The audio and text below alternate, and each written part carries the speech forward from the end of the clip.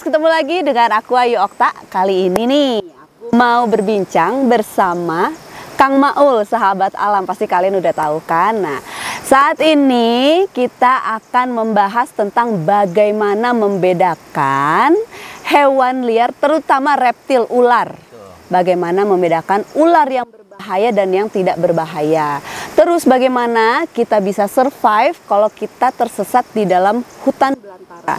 Dan yang paling penting adalah kita akan membahas bagaimana penanganan pertama kalau kita secara tiba-tiba kita nggak sengaja terkena gigitan ular. Langsung aja kita langsung bahas bersama Kang Maul, sahabat alam. Oke. Halo, apa kabar? Baik, Teh Ayu. Alhamdulillah. Nah, ini Kang Maul ya. Betul. Kang Maul itu kan namanya sahabat alam. Betul. Kenapa disebutnya sahabat alam? Sebetulnya orang-orang di YouTube juga belum tahu sih identitas nama saya. Oh iya. Betul. Oh. Dari awal sampai dengan sekarang juga memang taunya ya sahabat alam aja. Jadi nama saya itu jarang disebut gitu. Jadi kalau lagi perkenalan gitu? Iya, gimana? jarang lah gitu. Karena biasanya kita lebih ke fokus ke edukasi sih. Jadi identiknya memang sahabat alam. Dan balik lagi, kenapa namanya sahabat alam? Ketika kita membuat sebuah channel ini, jadi cakupannya memang pengen lebih luas aja sih. Jadi ketika nama sahabat alam ini, kita bisa membahas apa saja semuanya yang ada di alam, baik itu tumbuhan, baik itu hewan. Dari jenis-jenis hewan kan banyak ya, ada reptil, ada mamalia, ada serangga. Nah itu semuanya mencakup yang saya bahas. Jadi saya itu bukan hanya membahas tentang reptil ataupun ular saja. Itu walaupun mungkin saya identiknya memang membahas sebagian besar di reptil. Jadi sejarahnya itu mungkin yang pertama biar gampang diingat, karena dua kata kan, sahabat alam. Jadi ya biar bersahabat dengan alam dan biar cakupannya untuk pembahasan konten kita itu luas. Gitu sih. Nah, Kang kan ini identiknya dengan ular gitu ya. Itu kenapa ular? Karena yang pertama berdasarkan hobi sih. Saya itu hobinya agak serem ya. Ya hobinya yang mungkin jarang orang lakukan lah. Hobinya ini kebetulan saya itu dari kecil, bahkan dari sejak SD pun kalau orang-orang biasa di tas itu bawanya kan buku atau mainan ataupun bekal makan gitu ya. Kalau saya biasanya dulu itu yang dibawa itu biasanya ular. Itu bahkan sering banget saya itu dikeluarin dari kelas. Iya, karena bawa ular gitu. Itu maksudnya itu ular dapat dari mana? Nemu kalau di kampung kan kita nih depan rumah ada selokan, ada kayak semak-semak belukar. Ketika ada ular itu diambil langsung masukin tas. Astaga. Agak lain ya. Jadi seperti itu. Nah terus tapi kan waktu kecil itu masih SD kan, berarti kan belum tahu kan itu ularnya berbahaya apa enggak. Betul. Nah, itu gimana? Makanya justru saya juga pas udah gede kayak gini, udah tahu mana yang berbahaya dan tidak berbahaya, kaget. Karena saya masih ingat waktu kecil itu saya sempat digigit sama beberapa ular berbisa tinggi. Jadi maksudnya baru ngehnya tuh udah gede. Oh, waktu itu ular yang itu gitu. Setelah saya mendalami spesies-spesies ular yang berbisa dan tidak berbisa, pas saya ingat, wah ini dulu yang ngegigit saya waktu kecil, waktu SD. Astaga. Jenisnya ada yang berbisa tinggi. Tapi ya alhamdulillahnya saya survive, saya bertahan hidup. Maksudnya ya paling kalau luka gigitan ada ya, kayak berdarah, kayak bengkak, tapi hanya sebatas bengkak saja. Gitu. Dan sekarang justru itu membuat saya lebih waspada dan lebih berhati-hati karena udah tahu kan mana yang berbahaya dan tidak berbahaya gitu. Nah, itu kan di sekolah. Kalau di rumah, orang rumah gimana? Gak apa-apa itu? Kalau orang rumah karena masih kecil kan, masih SD nih. Ya gitu. Otomatis orang tua juga sebetulnya ngelarang juga. Cuman kita ya sembunyi-sembunyi lah. Sembunyi-sembunyi. Orang lain mainannya main-mainan. Kalau saya ular, hewan-hewan kayak serangga kayak gitu dikumpulin gitu. Nah terus nih kan suka ngonten-ngonten di luar kan, di hutan gitu, konten cari ular kayak gitu kan. Ada pengalaman terburuk nggak pernah? Pengalaman sebetulnya ketika kita ngonten itu banyak banget ya. Mulai dari yang sampai bisa merenggut nyawa juga kan itu juga pernah. Pernah satu kali ketika kita ngonten di hutan belantara dan memang kita masuk ke habitat ular viper. Nah, disitulah terjadi accident. Saya secara tidak sengaja tergigit oleh ular viper tersebut. Ular viper pohon. Namanya itu, nama latinnya Trimeresurus puniceus. Ular viper yang memiliki bisa hemotoksin. Jadi, itu sampai gimana rasanya tuh gimana? Rasanya kalau saya gambarkan mungkin nggak bakalan bisa terbayang ya, karena maksudnya hanya saya yang merasakan dan ya pada intinya sakit dan bener-bener napas pun sangat terengah-engah, kayak sakit banget kalau napas. Pokoknya dari mulai pertama tergigit sampai ke fase penyembuhan awal total bisa normal lagi itu sampai 4 bulan lebih. 4 bulan. 4 bulan. Itu kenanya di mana? Di bagian jempol dan bagian kelingking. Lagi ngapain? Lagi ngonten. Lagi ngonten? Saya kan panen ceritanya, membongkar sarang ular kan. Oh, jadi lagi itu ngontennya itu lagi cari ular, emang lagi cari gitu. Lagi cari ular. Ketemu. Nah, udah beres dibahas. Nah, kamera nggak on kan? Emang udah posisi udah beres nih ngebahas si ular ini. Pas saya lagi pegang semuanya kan, itu saya dapatnya 4 ekor atau 5 ekor kalau nggak salah. Saya pegang yang satu. Tangan kosong gitu ya? Tangan kosong. Nah, makanya itu di konten-konten saya itu sebetulnya banyak yang berbahayanya. Jadi ya yang berbahayanya itu jangan ditiru, ambilnya yang positifnya aja gitu. Makanya pas terjadi accident itu karena memang di luar prediksi kita ya, yang namanya kecelakaan mah kita kan nggak tahu di mana aja, kapan saja dan kepada siapa saja ya. Set gigit bagian kelingking dulu, itu nggak terasa karena gigitan kering. Gigitan kering itu apa? Gigitan kering itu gigitan dry bite. Jadi ada 2 jenis gigitan ular. Jadi kalau misalnya ular berbisa tinggi sekalipun ketika menggigit, kalau misalnya gigitannya itu hanya gores doang, nah itu sebetulnya tidak masalah. Itu yang disebut dengan dry bite, ya, gigitan kering. Betul. Jadi cuma kegores aja. Sementara kalau gigitan basah, biasanya dia menancapkan taringnya sampai dia memasukkan bisanya. Oh, jadi pertama di kelingking, yang kedua di bagian jempol. Itu kena gigitan basah. Betul. Terus? Nah, setelah itu, ya terjadilah di sana gigitan ular berbisa. Ya, dan semua panik lah. Berapa orang di situ? 2 orang. Cuma berdua di tengah hutan belantara yang nggak ada sinyal, nggak ada. Kita juga nggak bawa alat-alat apapun. Nah, cara tahu itu ular berbisa sama enggak gimana? Ularnya itu berbahaya atau enggak, itu gimana? Nah itu sebetulnya butuh proses juga sih ya. Makanya kenapa saya sering melakukan edukasi ketika di channel saya, karena spesies ular di Indonesia sendiri ini tuh mencapai ratusan. Jadi dari satu spesies aja ini bisa nyampe puluhan gitu. Nah, sebetulnya kita juga bisa mengenali ular-ular yang berbisa dan tidak berbisa itu yang ada di sekitar kita itu gak terlalu banyak sih. Justru kebanyakan ular tidak berbisanya ketimbang ular yang berbisanya. Justru lebih banyak yang nggak bahayanya. Yang nggak berbahaya. Tapi kan kita sebagai orang awam itu taunya kayaknya semua ular berbahaya. Gitu ya. Nah, itu mindsetnya emang pasti seperti itu rata-rata. Cuman ya saya pribadi pun ketika ya tadi kan kayak waktu SD mah kita kan nggak tahu ya. Iya kan gitu. Main comot aja gitu. Nah, padahal itu ular berbahaya. Tapi setelah kita tahu, oh itu mah ularnya ternyata berbahaya. Jadi otomatis kita kan bakalan berhati-hati tuh. Sebetulnya nggak bisa dibedakan dari fisik, dari warna, dari corak. Nah, biasanya kalau orang kampung kayak gini kan, ular berbisa tinggi itu warnanya hitam. Nah, padahal tidak semua ular itu berbisa. Yang coraknya hitam itu nggak semuanya berbisa. Gitu. Jadi nggak bisa dibedakan secara visual gitu, nggak bisa. Nggak bisa. Makanya harus detail mulai dari melihat bentuknya, sisiknya, coraknya, warnanya itu harus seperti ini, karena ada ular yang sama persis coraknya. Dan itu tuh beda banget, ular ini berbisa tinggi dan mematikan, sedangkan yang satunya lagi tidak berbisa sama sekali. Ya kalau misalnya kita awam, wah itu ulang kan misalnya, ya udah dimatiin, padahal ternyata itu bukan ular berbisa. Yang ulang itu juga nggak semuanya berbahaya.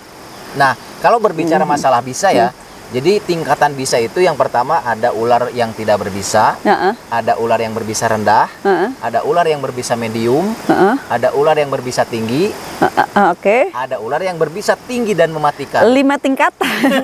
Gimana bedainnya? Jadi sebetulnya ular juga punya tingkatan-tingkatannya. Ini apalagi para pendaki nih harusnya sebenarnya harus tahu banget ya. Ya kan minimal tuh tahu gitu. Betul. Apa enggak minimal tuh cara penanganannya nih para pendaki ya kan, apalagi pendaki kan ke hutan-hutan. Kalau ya kan? saya justru lebih sering menyerukan buat para pendaki itu menghususkan harus mengenal satu jenis ular yang memang biasa ditemukan di ketinggian. Ada jenis ular viper yang menggigit saya tadi. Oh itu. Di ketinggian. Aduh. Dan memang dia itu adanya di semak-semak karena dia memang berkamuflase dengan daun-daun kering, ranting-ranting kering. Gitu. Warnanya bisa menyesuaikan. Nah, misalnya rantingnya coklat, ularnya juga coklat. Oh, dia rantingnya hitam, dia juga warna hitam. Dia bisa berubah. Berkamuflase. Iya, kamuflase. Betul. Begitu. Jadi kalau kita lagi jalan nggak sengaja ya kan di semak atau lagi mau buang air. Ya itu makanya. Itu gimana? Coba kalau buang air di semak-semak nih. Lagi jongkok kayak gitu. Gimana ceritanya coba nanti? Nanti jadi jadi nggak bisa membedakan secara visual ya? Nggak bisa. Jadi dikhususkan nih para pendaki ini penting banget paling nggak mengenal satu ular yang berada di ketinggian. Betul. Itu si ular viper. Ular viper Trimeresurus punisius. Itu kemarin saya terakhir pendakian di atas ketinggian 1994 mdpl di daerah Gunung Bandung. Memang ditemukan spesies ular tersebut ketika di jalur pendakian. Dan itu pun memang teman saya lagi istirahat di jalur pendakian ada di sebelahnya. Nah, itu tuh kalau misalnya kita ibaratkan kan, ya udah kalau kita nggak ganggu dia nggak ganggu gitu. Apa dia kalau kita diem aja dia ngerasa terancam? Nah itu makanya jangan, kan dulu pernah kita sering bahas ya. Gimana sih kalau ada ular, apakah lari, apakah kita harus bunuh? Sebetulnya ya tergantung posisi kitanya. Kalau misalnya kita memang mengganggu si ular tersebut, karena notabene semua ular dia akan menyerang ketika dia merasa terancam. Posisinya misalnya kayaknya ini ular viper, terus kita duduk di sini, ya otomatis ini adalah dianggap sebagai makanan dia kan. Ketika ini jalur pendakian, terus dia stay di sini, ada orang lewat sini, otomatis dia akan hajar. Makanya sebetulnya ya kita harus berhati-hati. Gitu. Kalau misalnya ada ular ya lebih baik jangan dipegang secara langsung, apalagi belum tahu. Jangan coba-coba handling, ya lebih baik dihindari saja. Dihindari. Tapi harus hati-hati. Ya menjauh aja ya. Menjauh aja, gitu. cari aman aja. Nah terus cara penanganannya gimana nih? Kalau misalnya kita nggak sengaja tuh kan kayak lagi istirahat, duduk ternyata ada ular dia ngerasa terancam kan, digigit. Ya kayak Kang Maul gitu. Iya, penanganannya gimana nih? Pertama. Nah, penanganannya ini sebetulnya mungkin lebih ke seperti patah tulang. Nah, gimana? jadi mungkin ini kelihatannya sepele ya. Kayak sepele, padahal ini sebetulnya sudah membantu banyak nyawa orang. Nah, istilah ini biasanya disebut imobilisasi di dunia medis. Imobilisasi dalam medis ya, secara umum berarti ya. Yang memang sering menangani kasus snake bite lah ataupun gigitan ular berbisa. Nah sebetulnya hal ini pun baru-baru ya, karena angka kematian akibat gigitan ular berbisa khususnya di negara Afrika sangat tinggi. Nah sehingga WHO melakukan penelitian bagaimana cara agar meminimalisir angka kematian dari si snake bite tersebut. Karena kan anti bisa ular juga terbatas gitu kan. Jadi WHO mengadakan penelitian hal tersebut dan ternyata ditemukanlah si imobilisasi ini yang untuk meminimalisir angka kematian terhadap gigitan ular berbisa. Yaitu dengan cara kita tidak banyak pergerakan, kita tidak banyak melakukan pergerakan, karena orang lain semuanya rata-rata menganggap bahwa bisa ular itu menyebar melalui darah. Padahal betul kan? Nah kalau masih awam masih makanya kayak gitu kan? Betul. Jadi kalau bisa kegigit, kayak taunya gitu kan, bisa kegigit, ya udah ini harus ditahan gitu kan. Jadi biar si bisanya nggak nyebar. Kadang-kadang beberapa orang yang sudah biasa lakukan di Indonesia biasanya melakukan tourniquet, yaitu diikat sekecang mungkin kan, sekecang mungkin. di tourniquet. Setelah di tourniquet kadang-kadang ada yang dihisap. Ya, ya. Nah, kalau misalnya dihisap juga udah, kadang-kadang ada juga yang dikeluarin darahnya.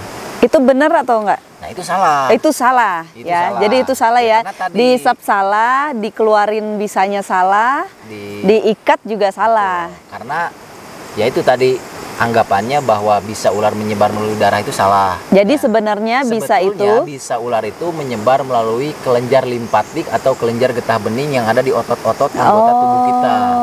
Jadi oke. semakin kita banyak pergerakan, semakin si bisa ular tersebut itu akan cepat menyebar. Hmm. Kita berkaca saja dengan kasus yang dulu sempat viral di daerah Tangerang. Ada seorang satpam yang tergigit oleh ular weling Ya, yang ya, masuk ya. ke komplek. Ya, Dia kegigit, ngamanin ular nih. Cet, dia kegigit. Itu tidak ada rasa apapun, hanya rasa gatal saja. Oke. Sebenarnya dia bagian itu gigitannya. berbisa tuh. Berbisa tinggi dan mematikan, dan belum ada ya. anti-bisanya. Terus Nah, itu setelah tergigit, ya beliau melakukan aktivitas seperti biasa.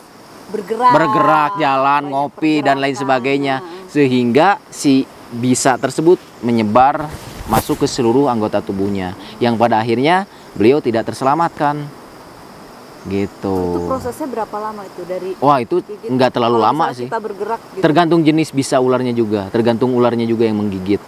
Karena beda-beda. Yang paling sering itu Yang paling sering jenis ular king cobra, jenis ular weling, jenis ular welang, jenis ular kobra, banyak juga sih. Nah, itu dia berapa Apanya? lama tuh? Paling paling sebentar ya. Paling sebentar itu bisa nyampe 30 menit juga udah bisa meninggal di tempat. Gitu. Karena apalagi yang ular-ular berbisa neurotoksin, dia kan sistemnya menyerang saraf. Nah, itu bisa meninggal di tempat. Kalau hemotoksin seperti yang saya alami, itu kan menyerang sel darah. Nah, paling ya hanya mengalami nekrosis atau kayak semacam luka melepuh, luka bakar. Kalau paling parahnya sampai ke pembusukan. Gitu. Beda-beda ya. Beda-beda karena bisa ular kan ada yang hemotoksin, ada yang yang 5 tadi itu tingkatan 5 itu. betul gitu. Penanganannya gimana tadi? Oh ya. Jadi penanganannya ya harusnya di sini ada media ya. Jadi ya ibaratkan aja lah kayak gini, ibaratkan ini Teh Ayu patah. Teh Ayu digigit misalnya di bagian sini nih. Di bagian jempol ya. Plek di sini. Nah, langkah yang pertama jangan panik. Nah, yang kedua ambil sesuatu. Itu gimana nih? Biasanya cewek tuh ambil sesuatu ya, jangan panik, usahakan lah. Usahakan jangan panik. Berpikir jernih. Nah, setelah itu ambil sesuatu benda yang itu bisa menopang anggota tangan kita. Entah itu kalau misalnya di hutan bisa kayu, bisa pelepah pisang, atau kalau enggak misalnya bisa benda-benda yang bisa menopang tangan lah intinya. Menopangnya sepanjang apa? Dari ujung jari sampai dengan ujung ketiak aja. Gitu. Panjang Nah, habis sepanjang itu ini. langsung plek 2 kasih di sini. 2 topang kayu atau pelepah pisang atau apa yang bisa menopang. Betul. Sebetulnya bebas sih, mau 4 mau 3 juga nggak apa-apa bebas. ya. Yang penting intinya si tangan kita itu diminimalisir, jangan banyak gerak. Gitu aja. Habis ditopang tinggal diikat. Nah, tapi ikatannya juga jangan terlalu kencang. Betul. Nah, setelah itu sebetulnya ini kan tadi ya balik lagi si imobilisasi ini tuh sesuatu yang hanya untuk meminimalisir ya. Iya, Jadi tidak 100% menyembuhkan gitu. Nah, setelah itu kalau misalnya memang kita dekat dengan rumah sakit, syukur-syukur ya, habis diimobilisasi kayak gini, pergi langsung ke rumah sakit. Dan nanti kan bisa didiagnosis bagaimana kronologisnya, jenis ular apa yang menggigit. Nanti bisa tinggal diceritain ke pihak rumah sakit kayak gimana. Nah, setelah itu nanti, tapi kalau saya pribadi karena memang tahu jenis ular yang menggigit saya tidak ada antibisanya tidak ada antiserumnya di Indonesia, jadi saya tangani sendiri. Nah, dengan tadi setelah diimobilisasi ini kita pantau selama 42 jam. 42 jam.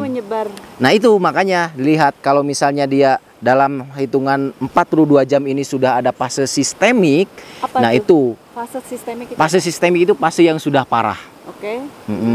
Jadi fase lokal itu yang memang hanya fase yang tidak sampai menuju ke fase kematian lah. Kalau fase sistemik itu sudah parah. Nah, kalau misalnya di dalam 42 jam itu tidak ada tanda-tanda fase sistemik, itu berarti hanya fase lokal dan itu aman, tinggal kita menunggu. Ciri-cirinya apa? Nah, ciri-ciri si fase Oke, terus. Ciri-ciri si fase lokal dan fase sistemik itu sebetulnya kalau fase lokal hanya di pembengkakan saja. Fase lokal pembengkakan. Terus hanya mual saja, muntah. Dan biasanya hanya seperti itu, kejang otot lah. Itu dilihat sama 48 jam. 48 jam. Betul, Oke. itu fase lokal. Fase- Sementara kalau fase sistemik biasanya keluar terus langsung darah dari si area yang tergigitnya. Pendarahan terus. Terus aja keluar, dan banyak juga luka-luka seperti luka bakar. Luka gelembung-gelembung kayak gitu. Jadi selama 48 jam itu kalau sudah ada ciri-ciri seperti Betul, itu sudah mau masuk fase sistemik. Selain itu juga bisa kayak muntah darah, bisa kencing darah, bisa keluar darah dari telinga Nah, ataupun itu kalau nggak ada antiserumnya gimana? Kalau misalnya datang ke rumah sakit, kita udah melakukan mobilitas itu, ternyata di rumah sakit itu nggak ada antiserumnya. ya berarti itu tinggal menunggu bagaimana yang di atas berkehendak. Reaksi di tubuh ya. Betul. Berarti sistem imun tubuh Seseorang itu beda-beda. bukan, maksudnya itu berpengaruh juga nggak? Berpengaruh. Kadang ya tadi ketika kita tergigit sama ular yang berbisa rendah pun, ketika jatuhnya ke orang yang imunnya lagi drop atau lagi jelek, itu bisa Langsung bahaya. gitu, cepet. Bisa bahaya. Oh. Gitu. Jadi nggak bisa disepelekan kalau misalnya ini mah ularnya ular cuma berbisa rendah gitu ya. Padahal dia sistem imunnya lagi drop. Lagi drop, gitu. lagi sakit misalnya kegigit, itu bisa parah juga. Oh, jadi penting banget sih buat Betul. Imun. jaga imun. Gitu Betul. ya. Nah, terus berarti penanganannya itu gitu. Penanganannya ya. Jadi, itu. penanganan pertama mobilitas. Imobilisasi. Imobilisasi. Imobilisasi. Betul. Penanganan pertama imobilisasi. Iya. Setelah itu kita bawa ke Ke rumah sakit. ke rumah sakit. Nah. Dan nanti dilihat. Betul, dan sebetulnya kita juga harus tahu orang-orang yang memang dari dulu mindsetnya, oh kita kegigit nih sama ular berbisa, langsung aja pergi ke rumah sakit karena memang di rumah sakit sudah tersedia antibisanya. Itu sebetulnya tidak semua ular berbisa tinggi yang ada di kita ini ada antibisanya di Indonesia. Jadi hanya bisa mengcover beberapa jenis ular saja. Oke. Gini, nih. Sedangkan kita nggak tahu Betul. itu ular apa.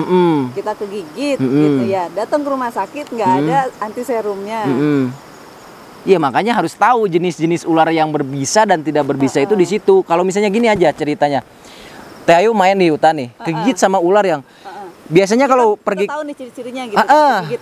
Oh, ular kayak gini. Ciri-cirinya warnanya apa, terus apa namanya, warnanya gimana, coraknya gimana, bentuknya gimana, nanti itu bisa dijelaskan di rumah sakit. Nah kalau misalnya nanti, oh ular ini mah ada ciri-cirinya nih, ada antibisanya, baru bisa. Kalau misalnya tidak ada, ya tidak ada. Karena di Indonesia ini hanya ada satu antibisa yang mengcover 3 jenis ular. Yang pertama untuk ular ular kobra Jawa, ular gibug, sama ular welang. Nah, sedangkan ular-ular berbisa tinggi lainnya itu belum ada. Tapi si serum ini mempengaruhi gak kalau misalnya kita kena bisa ular yang selain 3 ini? Sebetulnya tidak boleh. Nggak boleh sebetulnya. Gitu. Ya tanpa seizin dari si dokter tersebut, tanpa ada wewenang dari dokter tersebut nggak boleh. Nah, gitu. Terus apakah setiap rumah sakit itu bisa menangani bisa ular? Sebetulnya mungkin bisa-bisa saja, tergantung di sana ada antibisa atau enggaknya. Jangankan Biasanya di rumah sakit besar itu udah pasti betul ada, sudah pasti ada. Nah, kalau misalnya kita ke rumah sakit, kalau misalnya kegigit kita udah apa imobilisasi, itu sebaiknya langsung aja ke rumah sakit, jangan ke puskesmas. Iya, mending langsung. Karena ada beberapa kasus justru gitu, pergi ke puskesmas, kan otomatis nggak ada ya. Karena sebetulnya itu juga si antibisa ini tuh nggak diperjual bebaskan, ya hanya ada di beberapa rumah sakit yang besar aja gitu. Nah, jadi jatuhnya kayak ngebuang-buang nyawa kita sendiri. Iya. Kan udah tahu, misalnya itu makanya kan nggak tahu kan. Ya jangan ke rumah sakit yang memang kecil, maksudnya biasanya langsung aja yang ke rumah sakit. Langsung rumah sakit besar. Betul lah. Ya. Udah kayak gitu udah langsung aja gitu yang udah pasti-pasti. Betul gitu kayak ya. gitu. Oh gitu. Nah terus ada yang bilang gitu ya, kalau ular itu takut sama garam, Oh, sama iya. karbol. Betul. Gitu. Nah, mindset masyarakat kita juga dari dulu sama ya. Jadi ketika kita camping, Ya. apalagi bawa kita garam. lagi pramuka dulu tuh, Ya. bawa garam biar ngusil ular, biar ular gak masuk tenda. Nah sebetulnya itu tuh mitos yang memang Banget ya. mitos ya, Berarti itu mitos yang masih sampai saat ini justru banyak dipercayai beberapa orang terutama di kampung. Heeh. Nah sebetulnya itu nggak salah juga sih, ketika kita camping bawa garam ada fungsinya juga. Apalagi kalau misalnya di hutan yang lembab kan, Ya. otomatis ketika di hutan lembab itu hewan bukan hanya reptil, ada serangganya, ada lintahnya, ada pacetnya, ada hewan-hewan moluska. Nah si garam itu tuh sebetulnya lebih berfungsi untuk hewan-hewan berlendir atau hewan-hewan yang semacam itu, kayak lintah, kayak hewan-hewan moluska, pacet dan lain sebagainya, itu baru berfungsi. Oh. Sedangkan untuk ular itu tidak berfungsi. Reptil lainnya juga Sama. kecil-kecil enggak ya? Nggak ngepek, Padahal apa? sama aja. Jengking ya. Nah, ya? kalau kejengking itu masuknya ke Apa itu? serangga. Oh iya, serangga. Nggak ngaruh Itu juga nggak sih, ngaruh juga. nggak ngaruh. Karena dia kan kulitnya bukan kulit yang berlendir. Iya. Jadi fungsinya ya selain buat itu buat masak ya. Ya bisa buat masak juga. Terus kayak tadi juga sebetulnya saya pengen lebih ngejelasin lagi buat Apa? pertanyaan Teh Ayu yang tadi, Yang mana? yang gimana cara membedakan hewan-hewan berbisa iya, dan tidak berbisa. ah. Nah kebetulan nih, kebetulan kali ini tuh saya kan tadi ular hitam mah katanya bahaya semua kan, ular. Ya, kita Nah ngeliatnya udah hitam gitu kan. hitam panjang, Iya, besar. dan pasti bahaya. Heeh. Ini ada ular yang memang hampir justru dari size juga dianggap sebagai salah satu raja ular. Dia itu rivalnya king cobra ketika di alam. Bahkan ular ini bisa mencapai panjang bisa sampai 4 sampai 5 meter. Oke. Nah, dan ularnya kebetulan saya bawa. Sekarang kita keluarin ya, kita kenalan sama Teh Ayu. Oke, sahabat konsinyur, kita coba perlihatkan gimana. Oke, kita mau kenalan. Ada namanya? Oh, ada. Namanya? Ada, namanya si Rawing. Si Rawing. Iya. Rawing. Kenapa Rawing?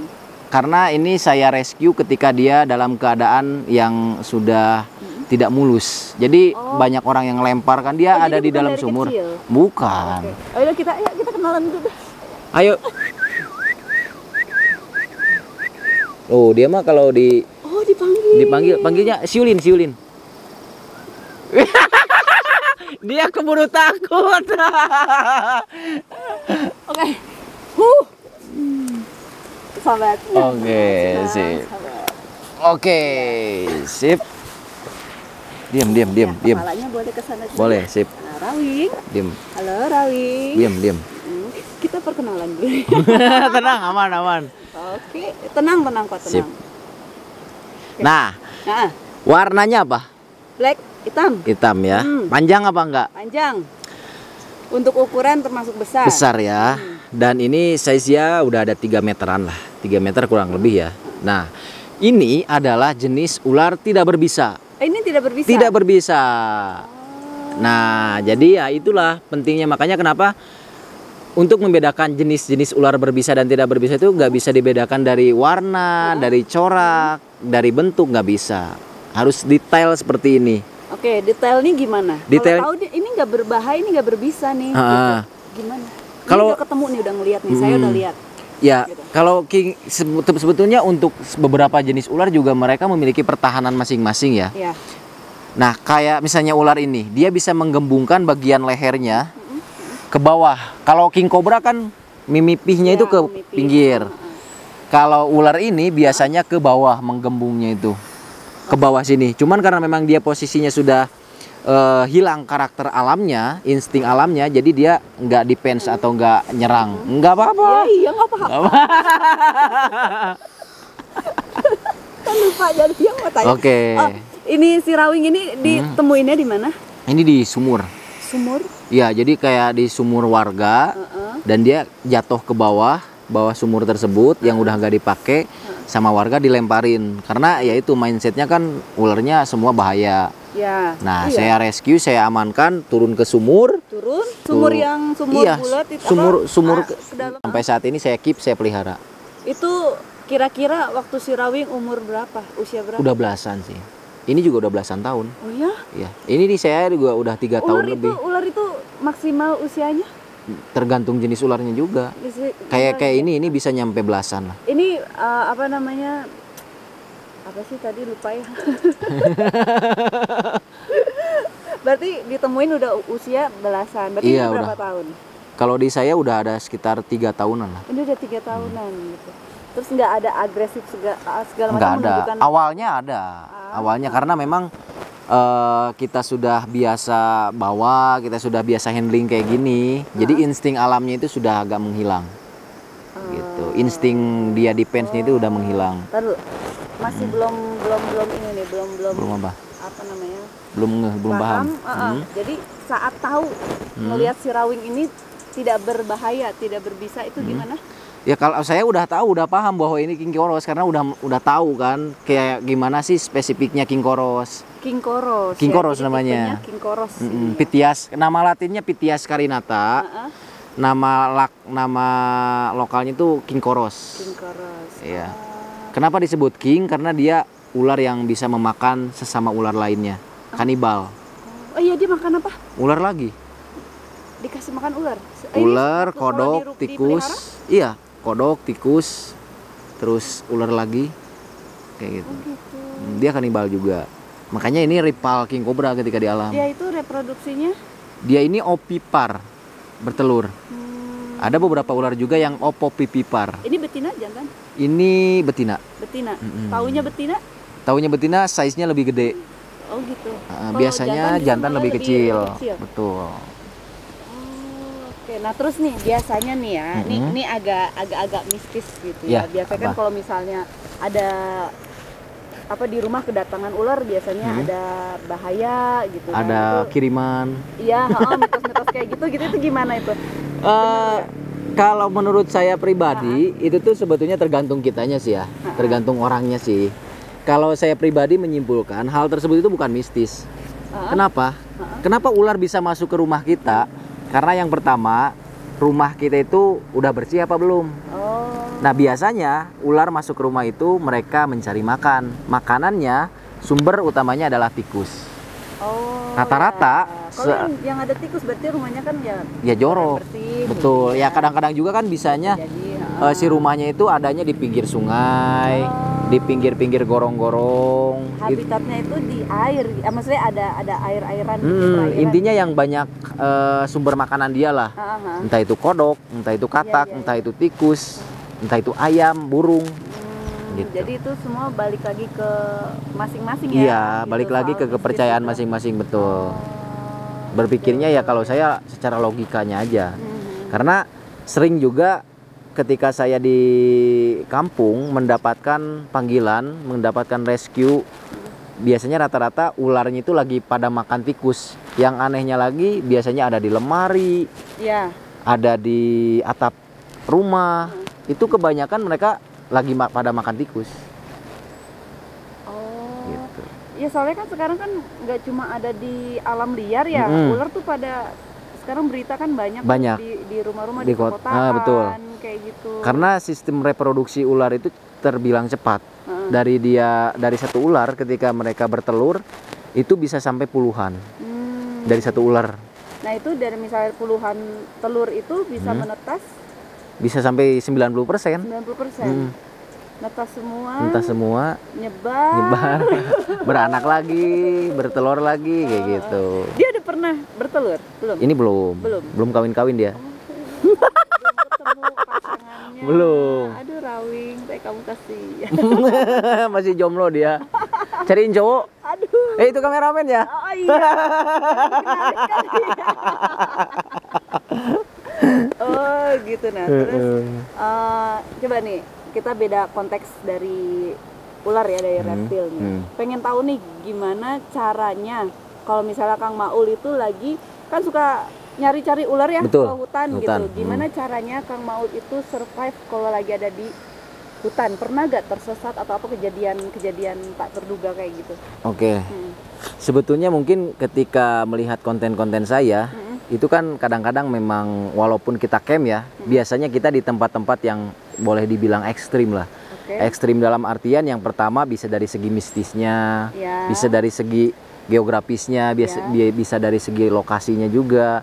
Nah, memang tidak bisa dipungkiri tersesat itu bisa terjadi kapan saja, karena kalau di hutan belantara ada apa ya, tumbuhan juga memang kadang-kadang ketika kita melihat jalan-jalan setapak itu hampir sama semua.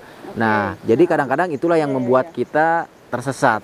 Nah, ketika misalnya kita tersesat, kalau saya sih pernah ngalamin terakhir kemarin pas lagi bulan puasa, saya tuh sengaja camp di bulan puasa itu sampai 5 hari di hutan belantara. Dan enggak, ada tim, ada tim 5 orang. Bahkan itu banyakan loh skalanya ya. Nah, pada saat itu saya herping keluar nyari hewan posisi itu jam 10 malam. Jam 10 malam lah. Kenapa harus malam? Karena biasanya hewan pada keluarnya banyakannya itu malam. Betul. Keluarlah jam 10 malam. Nah, setelah itu kita lewat jalur biasa, ada jalan setapak. Kita juga nandain ya, ada beberapa pohon yang mungkin kita tandai lah biar kita bisa balik lagi. Berarti salah satunya itu ya, betul, menandai buat tanda agar kita nggak tersesat. Dan ternyata pas kita arah balik, kita justru malah tersesat. Tersesatnya itu bahkan bisa sampai beberapa jam. Pas kita tersesat kan jam 10 ya. Balik-balik kita itu jam 4 subuh. Lama banget. Iya, itu terus kita nyari jalan. Makanya langkah pertama ketika kita tersesat di hutan, kita itu yang pertama tadi lagi jangan panik lah. Berpikir cerdas, berpikir tenang, apa yang harus kita lakukan, berpikir positif, cari beberapa titik yang sekiranya itu bisa mengacu kita untuk menuju salah satu tempat yang mungkin bisa arah kita pulang. Misalnya ketika di tengah hutan belantara kita harus bisa melihat sumber air. Nah, si sumber air ini juga nanti bisa kita ikuti arahnya kemana, pasti nanti akan ketemunya dengan sungai besar. Nah, biasanya kalau saya seperti itu. Dulu juga itu pas saya praktekkan, saya ngikuti terus alur air sungai. Susur sungai terus, cuma memang resikonya panjang. Panjang dan melelahkan. Dan memang ketika kita kelelahan juga kita harus ya istirahat dulu, habis itu bisa lanjut lagi, terus sambil berjalan lagi. Intinya pikiran dan sugesti kitanya itu jangan sampai melamun lah. Jadi kita harus tenang dulu. Gitu. Terus ada gak sih makanan-makanan yang harus kita kehabisan makanan gitu kan lagi tersesat gitu? Wah, itu banyak banget. Bisa ya? Bisa, ada beberapa. Makanya di konten-konten saya kadang-kadang ketika saya camp pun, kasarnya kita bawa beras secangkir pun, kita itu bisa makan enak. Karena di dalam hutan justru makanan-makanan itu lebih banyak, lebih enak kalau kita tahu makanan tumbuhan-tumbuhan dan buah-buahan yang bisa kita olah itu lebih enak. Karena banyak juga, mulai dari paku-pakuan, mulai dari palen-palenan. Nah, apalagi kalau misalnya kita lagi susah sumber air, itu ada beberapa titik atau beberapa tanaman yang bisa kita manfaatkan untuk kita minum. Betul. Nah, gitu. Lagi haus banget, betul. Ya kan? Gak ada air. Betul. Berarti pentingnya kita membekali diri sebelum masuk ke hutan belantara kayak gitu. Tapi jangan asal juga, karena ada beberapa tanaman yang sama terus yang memang itu sangat beracun, nggak boleh dimakan. Dan gitu. Soalnya kan ada yang bilang juga nih, misalnya si hewan itu makan buah tersebut atau daun tersebut, berarti manusia juga bisa aman. Oh, nggak menjamin. Betul, itu juga sebetulnya nggak menjamin. Karena sistem pencernaan hewan dengan manusia kan pasti beda. Jadi persiapan sebelum survival itu adalah pembekalan diri dulu. Makanya itu betul di konten-konten saya makanya sering share. Oh, ternyata makanan itu bisa dimakan loh. Nah, itu tuh buat ketika kita survive di alam gitu. Terus mungkin peralatan-peralatan yang harus dibawa itu kira-kira apa aja? Peralatan sebetulnya ya semampunya kita aja, yang misalnya dikondisikan aja. Kalau misalnya pengen di hutan belantara, ya otomatis kalau sekarang mah kan udah banyak ya tenda. Sebetulnya bisa aja bikin bivak kayak gitu kan. Cuman ya sekarang udah banyak, udah yang ringan-ringan juga ya, bisa dibawa ya. Kayak tenda ini juga ringan, bisa dibawa. Jadi itu Iya, sebetulnya fungsi tenda ini tuh kalau di hutan lebih kerasa loh, Kak.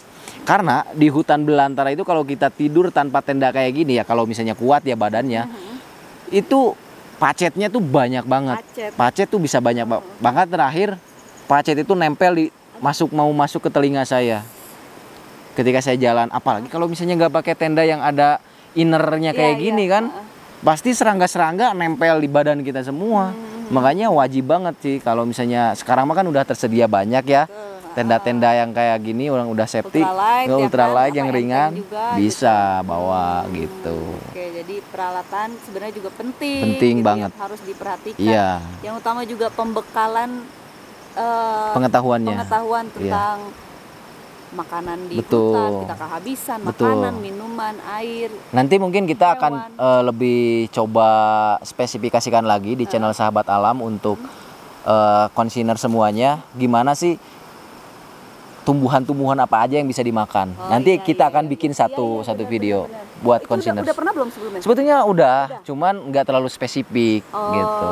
Nanti kita bikin khusus. Iya, boleh tuh. Jadi biar tahu kan. Betul. Gitu. Kadang pendaki juga kan kalau nggak sengaja tersesat, betul. Ya kan, jalan rombongan. Ini kalau lagi kayak gini dia gelisah atau gimana?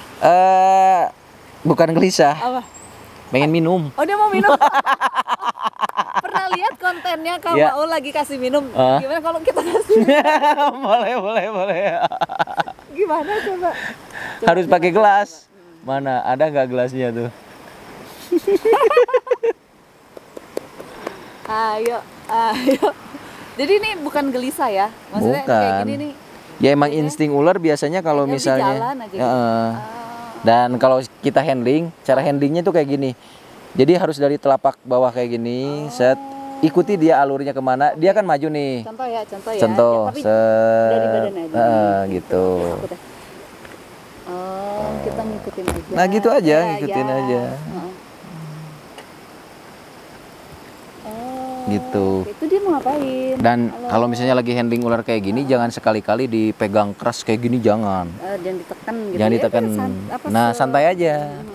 Soalnya aku pernah kan ke Kemana?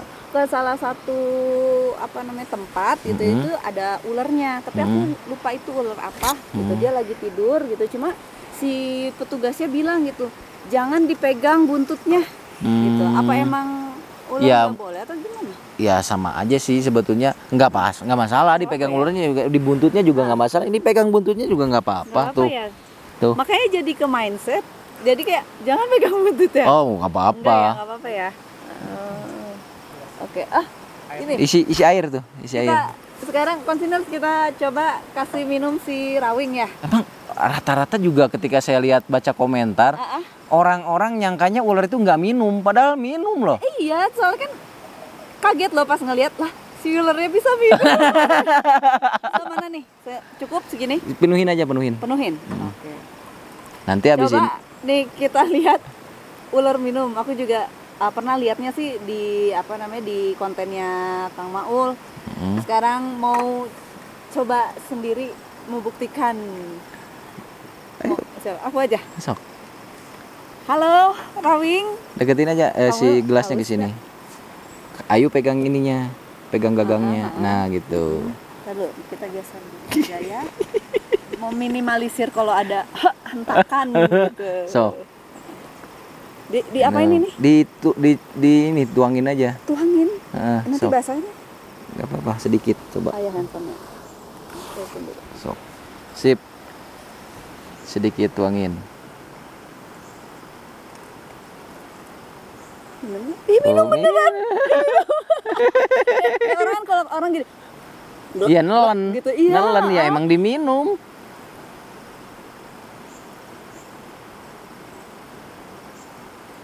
Dia aus. Wah. Itu ngelihat kameramen pindah tuh. Oh, dia tahu kameranya pindah. Dia langsung pindah juga. Lagi ya, sekali lagi ya. Sok. Lagi ya. Cheers.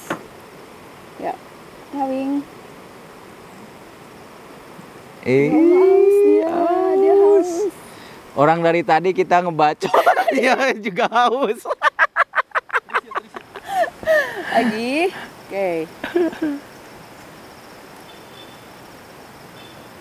Ya, diminum beneran loh. Minum kan? Minum. Baru ngasih minum.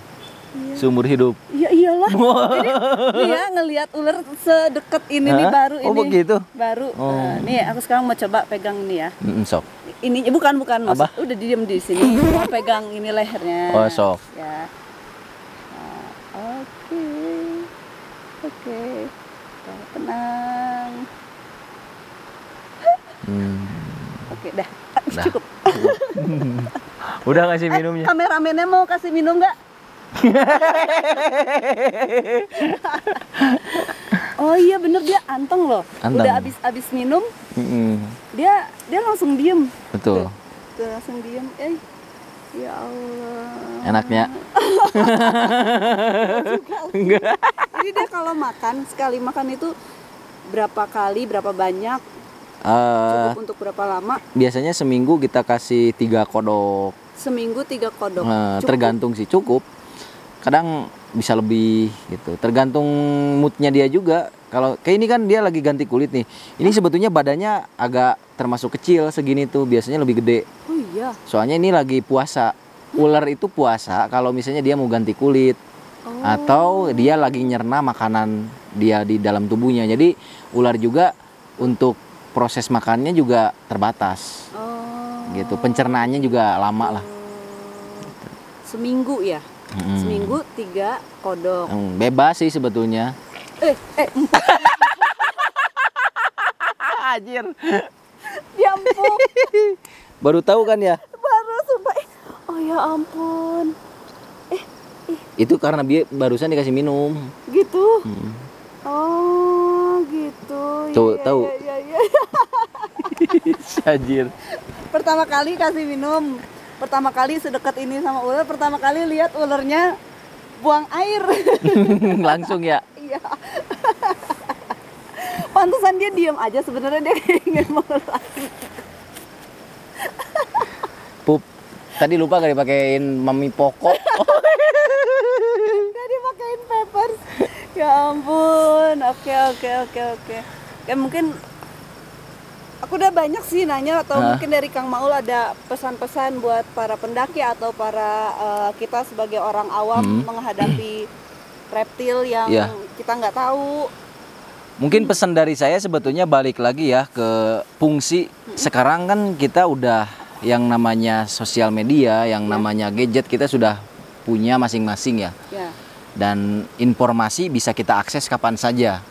Sebetulnya untuk mengenali ular berbisa dan tidak berbisa itu sebetulnya sudah banyak lah. Di internet juga udah banyak. Dan salah satunya di channel-channel saya lebih fokus ke hal-hal serupa untuk edukasi.